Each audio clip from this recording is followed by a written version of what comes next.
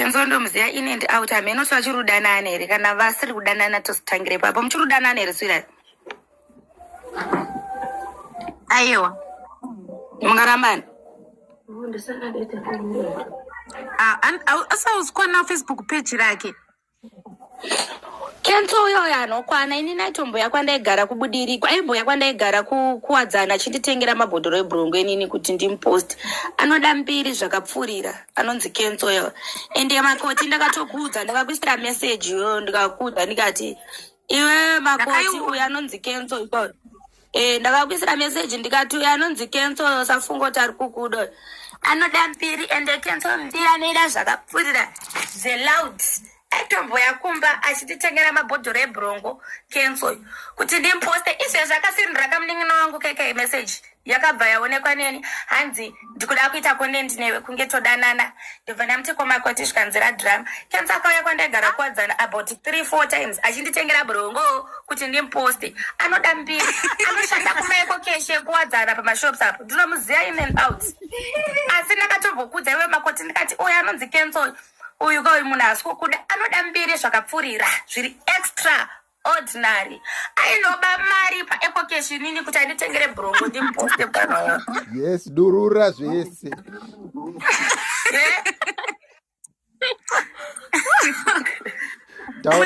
muningina wacho ari ku mukwidzei Kenzo tone foni yako mira ndikuratidze ko ndinoita zvinhu zvine proof ka no I have to show them I'm talking with my boyfriend aiwa mira Kenzo ndakamuyego rukunzwe mira ko chakadini kumupindura mira kandikuratidze ka message ya Kenzo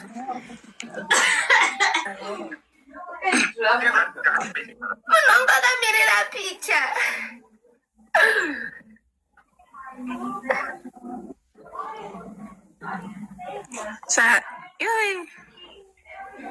ndo zvandokudira kalafu une information yese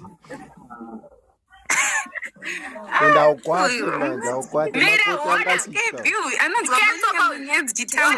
akati kune munin'ina wangu yesu mwana zvikanzi nemunin'ina wangu heihei zvikanzi can we be friends zvikanzi nemunin'ina wangu cool zvikanzi naEkenzo unogara kupi baby akutoti baby kune munin'ina wangu already haasati abvumwa akutoti baby paya zvikanzi bvati kune munin'ina wangu can we link munin'ina wangu ndobva ngoti isi because atori nemurume wake already zvikanzi naKenzo ko wakundipa nhamba dzebusiness angapiwa nhamba abadzi aindiKenzo zvikanzi udeswa maneuzera angapiwa nhamba dzebusiness mukwidzei Kenzo izvezvi ngapire ndimpedze keriya mufaro idzi nhamba dzaKenzo idzi akabva mina ndimukwidzi musadaro mumwe imi abadzi with my sister zvikanzi you look together unondudza jera raunenge uri free ndokulinka mira ndakutoda toenda kuWhatsApp aiwa ngasati unganoshamsira maniwo akaenda palive for no reason kuna uyu akatanga ndituka munhu iwe uzonditengera bhodhoro rebhurungu kuti ndimposte nini yafumura zvese enda kuWhatsApp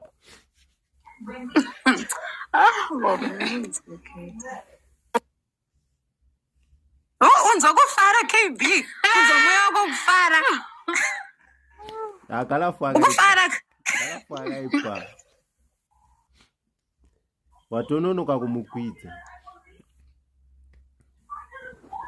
ndira kwenda kuWhatsApp naiwi Sariri drama kwenda kuWhatsApp namba za Kenzo dzakanzishi yaskana phone baba makoti pakoni kacho kari kutodzima kuna magetsi kukane 1% ukucha umashirumbi ndasvika panyaya zvamwara kuna magetsi kari kutodzima izvezvi zvikano ndasvika panyaya uyo ona imessage yababa makoti hanzi yesi ndine plani newe ndakupusha content newe handisi kuda kupinza magirlfriend maoriginal ndiri kuda kuita content newe ada content nevanhu vakanaka mbiri iyi rapa handina kunzwa iyo iverenge handina kunzwa Hanzi yesi ndine plani newe little colorful. Ndikuda kupusha content newe wakanaka. And mangubi. Ndikuda iwewe chete pa content yangu. Ndoba atonzi koma koti anoti nazvo pazasa. Ambanzi koma koti anoti nazvo skanzira tova dramaria.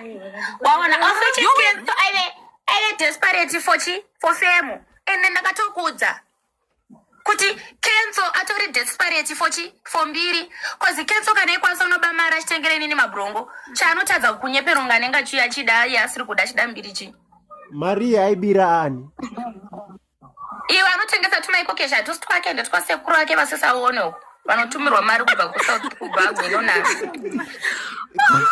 ndakati mutini kuda bhodhoro svikanzi ndazama ndasvika pahafu madhezi adaigara mukwidzeyi kakenzo wacho kote tichitaura nyadzikure mukwidzeyi ngambokwira pakenzo ataure madhezi andaigara kuwadzana uko Miri ndimukwidzi hanzi nevanhu saka machotara vese anosenda mameseji kunoko hanzi nevanhu ye makoti hure pakapostwa mheno vanhu vakaposta vakatanga kuti kuna makoti hausi kurwadziwa here hatiraradai hausi kurwadziwa here hatiraradai makoti oita vhidhiyo rezvamuri kumubvunza mucomment section mobva matanga kutaura kuti kana wakutoexplaina watowo problem mukumubvunzire chii makoti itava komaya vaunoda chero kuita 10-100 mwana wamaye usararamiswe nesocial media vane pasocial media wovaziya havana basa nongochitoita life yako chiendeka because vanhu vanokuti he kana wakutoexplain kuti zvonizvo kana wakutoexplain kuti zvonizvo iwewe una kurwadziwa unenge uchitorwadziwa why ukuexplaina ndivo vanenge vakuvhunza vanhu vacho wobva wavapindura vobva vatanga kukuti bitterness awangu ndakaona vanzanzi makoti next colorful mwana wamai itava komona unoda wakanaka uri pombiwe chero ukada kuita 100 hapana mubereki kwako pana pasocial media hapana munhu anokumisa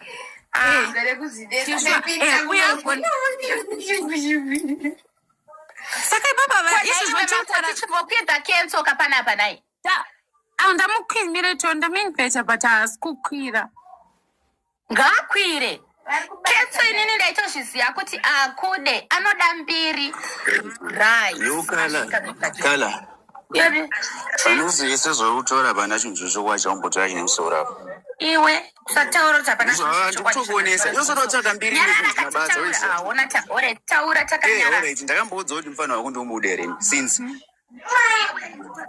riri meseja wemusendera unokusendera mameseji sakawanda here aunomusendera mameseji sakawanda achikubloka ende ndipefoni mira ndipekandikuratidze kuti nezvinhu zvine proof kamwana wamai akasike kutanga aka uchidaro futi wakatombomisira mameseji asiri kunoko ari kutauni konei mari kuendereiko kenzo wacho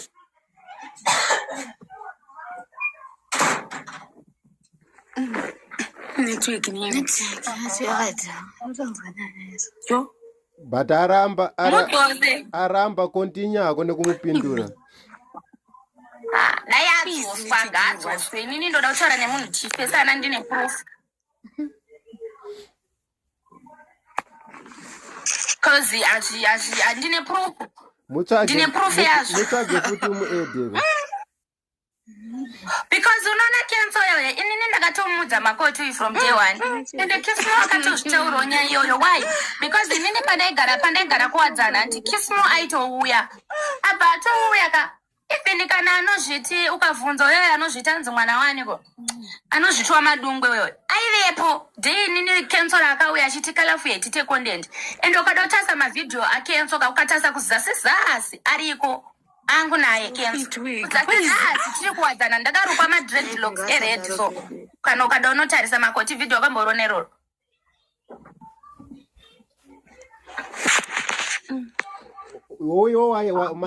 which means iwewe atouya kenzo yoyo mbanditi zvonizvo inini ndoda mbiri chichindo bva ndamuti wangu une mari zvikanza ndamari vanamuti chindigrow 1 bhodhoro rebhurongo ndobva ati ndashayabva 1 bhodhoro rebhurongo ndokuigrow hafu ndobva atoyabva taita 1 vhidhiyo adototi titere chitumba namuti wemupfaneo udoti tipinde mutuma vhidhiyo wandigira hafu ndobva zvatopera you see bva zvatopera ndobva zvatopera ndosombeta sei anozomomona so inini ukonoti chi munhu andoziva makoti ndakamudza ndikati makoti pamwe pachoonera madhezi akabva kusiyana makoti na iyo katonditsukoti mbatso nengorufendirekuchinchechichechi madhezi akabva kusiyana makoti akambosiyana makoti nadhirari pandakamona nakenso ini ndetozoti kenso chari kungoda mafollowers because kenso aizama zvese ndibvari ndimbovhura futi bheki network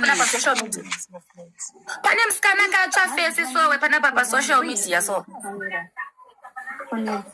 anonzani makenso iyeye akatomboenda kune musikana iyeye kuti vaite kondendi zvikaramba waiziya saka inini nanditongori 100% sure kuti kenso chaari kungoda kuna makoti mafollowers because mbiri yacho aida right left and center you get my sense saka inini ndakatomudzawo makoti akazozvonera ega kuti maya mukomana emudira mafollowers and after all ari madm evasikana vese mudm remunin'ina wangu inini atorimo ende foni ndinayo saka munin'ina wako iye personally besides kuti maybe wewe unogona wakaramba kuti munin'ina wako aite izvozvo dai munin'ina wako anga ari ega aibvuma here kana still airamba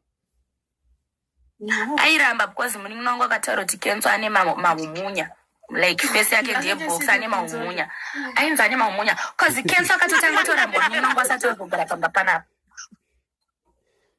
mukunzwe kenso akatotanga torambwa munin'ina wangu asati ozogara panapa pandakazobata foni yemunin'ina wangu inini ndo pandakatozoona mamwe futi mamwe mameseji waiziya ndopa ndikatozoona futi mamwe mameseji inini waiziya ndobva ndatotaura munin'ina wangu ndobva ndatotaura nemunin'ina wangu ndobva tondiudza chichi ndobva ndatozoona kuti panenge pachibhaizika asi aenda rekenso wacho asiri akenso kadhenzewo kekuororo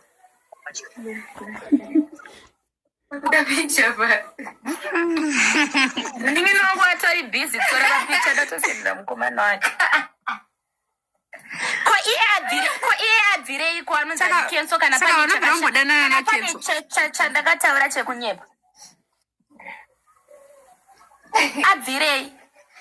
abvirei kenso abva atiza usatize koza pasisina ndezvekudhara kenso kalafu hanzi namakoti hauna kubvira wakadanana nakenso here inini manje munhu aiyo ndikukudza makoti kuti kenso akauya achida kuposta neni akakumbira kuti toita sei ndikati ndikuda mari yakatanda mari ndikati alright bocho ndigrobhodhoro remburongo akauya nehalf brongo ndikaita naye 1 video rechitu ndakazoramba because angasina kundigira bhodhoro rebhurongo rakakwana randaida akti mana maboys amana ataura kuti zvonizvo ataura kuti ndikudawo malikes anongobvira ndadanana naye ndono anoimba here but makoti saka pana kenso mukomana asingabhemi chambe makoti pana kenso ndiani akaramba mumwe apa ndosati chakaitika takangonyararirana nditi makoti anazvo ndakamuudza mukomana angatanga ndiani kunyararira munhu iye ndiakatanga kuposta zvehati break mufacebook iwe usina kumupa hati break yake mumwe munhu bati inzwa pane munhu akati makoti ane nhumbu zvikanzi naiye kenso mukomesi zvanzi ndeyaex wake aizvi apa uri kuti kudanana nemunhu waina comment section utanzi ndeyaex wake wapedza utanga kuita zvimati break song achiposta achiti ndiri single palife ovhura life of ati ari single apari kuti kudanana nemunhu oti ari single but parelationship yako naye wakadzidzei chii chawakanotisa chawanga usina kunotisa handi wakatanga wamubvuma wakamuda chakaita kuti uzovuti panapa ndakabhayiza chii chawakazonotisa leta inzwai zvakaungofanira kuti kudanana nemunhu handiti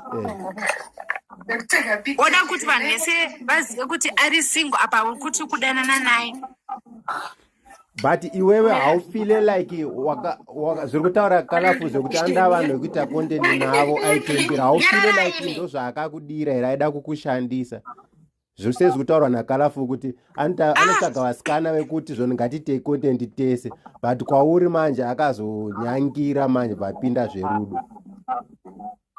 Kalafu haasiri wekutanga kundiudza kuti ari kuda content, haasiri wekutanga. Ndakazona vakawanda vakanditi uri kushandiswa kozi akuramba achingoda content every day achiposta achitokwidza achitoboosta. Saka ndozvanachikubvunzira kuti hapana chawakazoona leta here chaunga usina kuona nhingi, because nachibatanidza zvekutaurwa naKalafu kuti anoita madm evasikana anotarisa vasikana vakaita se vakanaka oti adaita content nawo, then inotanga ichinzi content handiti, then makajairana kugara muchiita content mese, then anozongokumbira wepiwa. Pakuti inozoti ini handidi zvekutaura, ndinongonyarara ndobva ndasiya zvakadaro. Zvangofanira pandakangonyarara but ndaingonzwa kuFacebook kuchinzi aposta achitanzi ndiri single gaya, upo kutodana nemunhu but ari single palife. Life yacho nditonayo akatorekodwa ndikasenderwa achitanzi ndiri single. Kweyo kuFacebook waita kuudzwa asaona Facebook? No, palife yakare ndinayo, palife yakare akarekodwa bana ndisipo palife pacho. Achiudza vanhu kuti ari single. Apa opedza vati baby. Apa angachiudza vanhu kuti ari single. Ko right now ari kuita content nani? Handizivi. Mr. Hyper yari kundisendera magift chokwadi ari kuchiziya chandiri kutaura panapa. Saka timukwidze here. Chimbomukwidza.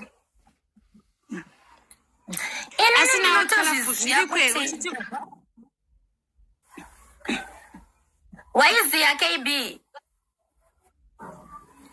una king wakaisa crown. Yes, that baby, my baby sir.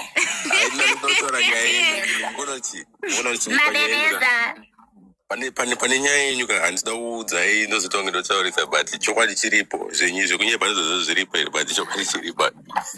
Bye bye. Oh, inini ndotaura chokwadi haipataura shuwa inini I square with my mom. Oh, haipataura kaenda imi haipa akambogara nacancel. Soku wakanaka iwewe waida kuya uzoita naye makonde ndumba kwedu waraiti wewe kana mningongo usingamude pawaitaura naye iwewe andine machase yeseka pawaitaura naye achikuignore wakarambira uchimuti ndipe namba dzako ndobva kuzoti namba dzako ndinadzo ndobva waramba futi uchimuti ndipe namba dzako saka munhu unenge usina basa naye what was the reason yekuti wewe wairamba uchitsoma mningongo nangu chimuti kuda namba dzako ndikukuvunza question aisi nyaya yenecessary mwana mai panapa ndopanoitwa drama ndirimaine drama hazvizina kutanga nazo ndiri kungotsaurawo usatamishe zita remunin'ino wangu udaita kondendi naye chikwe mate yaunoda kuita kondendi nemunin'ino wangu iwe wakambouya uchidaita kondendi neni anotadza kuita neni anotadza handisi kukurekodha ndiri palive handisi kukurekodha ini kale mumira udare waudare hapana kwani kuvida kambomuda handimumudi so what was the reason yokuti wairamba uchimisira mameseji nekuti tataura tiri palive rosataura zvekuti unongerereka iwe wairamba uchimutsoma ingadai iwe ungosinganongerere waisaramba uchimutsoma mira kandibudise machasi usabve nhai mirai guys wanaiwo message iyi hauna problem nemi but ndikutry kuda kucorrect about munin'ina wangu I fight for my family hapana usingazizivi rather than kuti ufambe uchitaura kuti munin'ina wangu iwewe anenge achikutsoma nokutsoma guys wanaiwo message ishi chimbonyarara da kuti vanhu vaverenge futeke nyarara kenzo verengai uyu ndikenzo uyu kala ndiripo mukuiona nyarara iwe futekere ndikuti nyarara timboverenga machatsi mukuona ikuoneka here pari kuoneka chimama chikuoneka onai zvakapindura munin'ino wangu komakoti anotiinazvo mukuiona here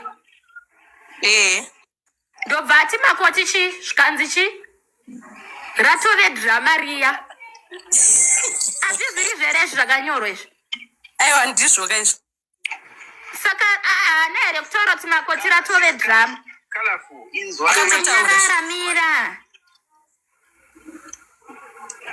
but usadaro iwewe mukomana iwewe ratove drama riya hauna here kudaro Ega, ratwe drama kani. Tangarambana naye kuti ratwe drama. problem ndeyekuti you can do anything for fame uri benzi Femi yuko ule. onai iwe epasina makoti une mafollowers herewe waizikanwa kana nembwa wakatraya kuenda kuneka mukomana ukakatraya kuenda kuneka musikana kakatsva kemutauno uchida kuita nako makondendi zvikaramba ukataimira ukaonoti makoti izvo zvari kupisa because asiyana natom onai uyo hanzi can you be friends undodaita friends nemunin'ina wangu itaka friends namakoti zidhodhi remunhu uyo can I have your tag mbanzi idzo dziri pabhayo but zitokuleta Thank you. mira ai usati thank you so much ngatimbopaite mira kani kokubvireiko hanzi ya right onai mira akutaura taidaisa konendi nemunin'ina wangu handi munin'ina akabvunza munin'ina wangu kuti ko wakundipa nhamba dzeserious business iyo meseji uyu ndiye manje uyu kuti wakundipa nhamba kozi munin'ina wangu akampa nhamba dzemafuta dzanondiadvertisira abati kune munin'ina wangu kikikiki ko wakundipa nhamba dzeserious business zvikanzi nemunin'ina wangu ya not using the other one cause yanyanya mamessage so this one if talks nonsense I block zvikanzi manje ini ndotaura nonsense uchaita sei zvikanzi so if I give you other one see your messages because mune many messages zvikanzi nditange iwewe uri kuona tukaenda kuaccount kunyaya dzinenge zichitora nyaya dzangu kakana kwambozvitarisa Hey. wakamboenda kumavhidhio ake Saka ndiri kumashure chai kuku wacho handitomuzive. unogona kungomusecha Alright. anotaura nezvezita rangu but kuti ndirambe ndichita nezvezita rawo kudzokorodza zvakumashure ka Alright. I didn't know right chingondudzo background yako right kuti uzoya pa TikTok chichichichi then iwo wakaya pa TikTok wakaro uri married. Naye wangu wakarorwa naTom. Tom wacho anotozikanwa sekuzikanwa kwaunoita. Alright. Saka Tom uyu kuzikanwa kwaanoita then Tom bazoona imwe tsvuku pa TikTok. inini hangu zvokuti vakasangana kupa handizozivi zvangu Alright. Then iwo bwazozvidiscover uchiri mumarriage. Saka akazoramba mumwe ndiani ndiwe kana kuti ndiTom? no mabvira ndakaita kainini ka Chimbomirai kuvereka comment section yakapusa vanokudza kuti ari kurekodha ngosingazivi kuti KB anorekodha vakadzungaira usaverenge macomments KB inzwa KB handichazokudayira mira timbonzwa makoti maindikuti inini mabvira ndakaita ikoko